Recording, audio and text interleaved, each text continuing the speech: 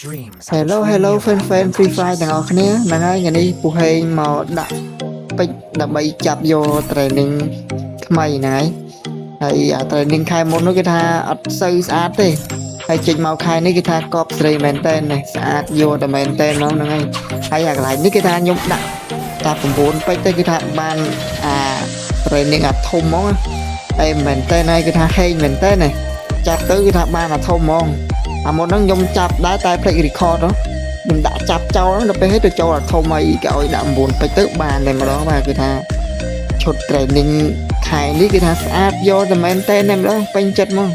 ឈុត training ខែមុនដូចអត់សូវស្រឡាញ់បានដាក់ផងហ្នឹងហើយយើងដាក់ training នេះហើយគេឲ្យយើងអាកូនសាច់នេះគេឲ្យយើង free អញ្ចឹងណាយើងអាចជ្រើសរើសមួយណាក៏បានតាមចិត្តយើងអញ្ចឹងណាវាមានកូនសត្វមានត្រីមានយើងជុំទៅខ្លាឃ្មុំសត្វអីច្រើនណាមានឆ្កែមានអីទៀតញ៉ៃញ៉ៃ